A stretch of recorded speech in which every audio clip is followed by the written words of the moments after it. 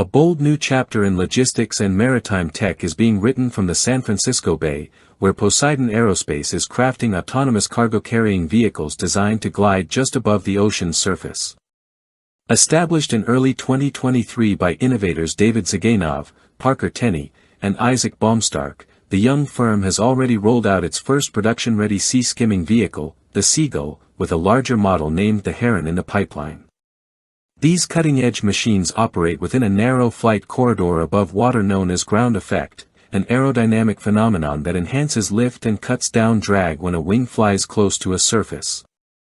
Poseidon's vision is to revolutionize mid-range logistics and extend new capabilities to defense and humanitarian sectors, including upcoming joint trials with U.S. maritime services. The Seagull, unveiled in March 2025, measures 13 feet across and is built from lightweight composite materials. With a flight range of 120 miles and the ability to carry between 45 and 100 pounds of freight, it's designed for rapid delivery of high-value cargo such as medical supplies. Operating autonomously without any onboard crew, it relies on a hybrid navigation system sourced from modified open-source autopilot software and leverages Starlink for real-time data connectivity and remote oversight. Unlike conventional planes or ships, the Seagull requires no runways or ports, just a stretch of water. This makes it exceptionally adaptable in regions with poor infrastructure or for operations that need to skirt traditional air traffic constraints. The vehicle flies low enough to avoid radar, yet above sonar, creating a stealth-friendly profile ideal for specific tactical operations. Poseidon plans to launch commercial logistics operations with the Seagull by August, following military evaluations in July. Meanwhile, development is ramping up for the Heron, a larger cargo glider boasting a 50-foot wingspan and the ability to haul 2 tons over distances up to 1,500 miles. Designed for long-range and inter-island missions, this bigger sibling aims to fill the gap between pricey air freight and sluggish ocean transport. With no need for traditional infrastructure, it can land and launch from virtually any coastal location, making it ideal for underserved regions or emergency zones.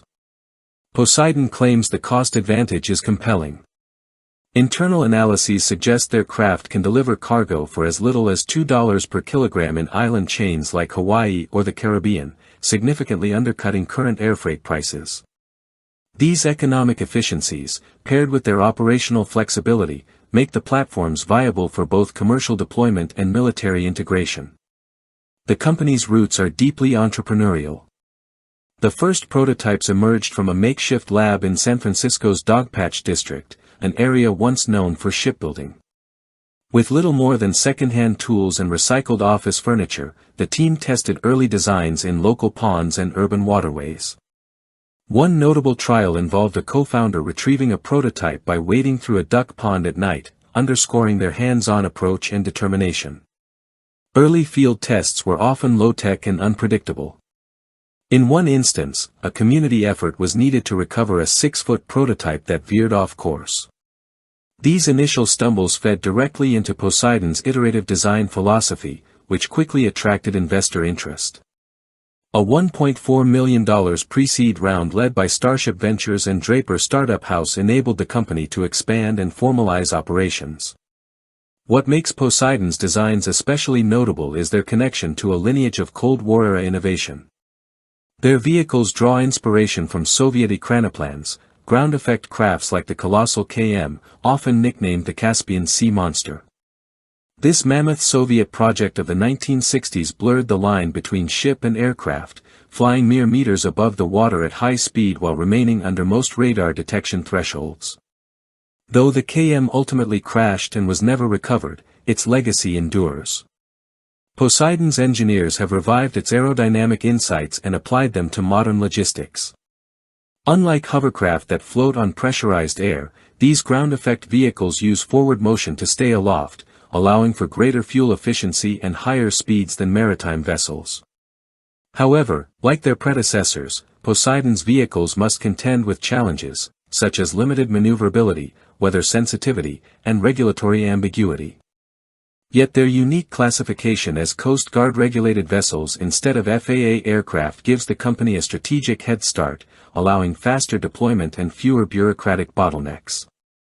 Poseidon Aerospace is now scaling up for full production and hiring across engineering disciplines to support its growing ambitions. As it builds toward mass manufacturing and broader deployment, the company sees itself not just as a logistics disruptor but as a pioneer resurrecting a long-overlooked aviation concept and retooling it for the 21st century.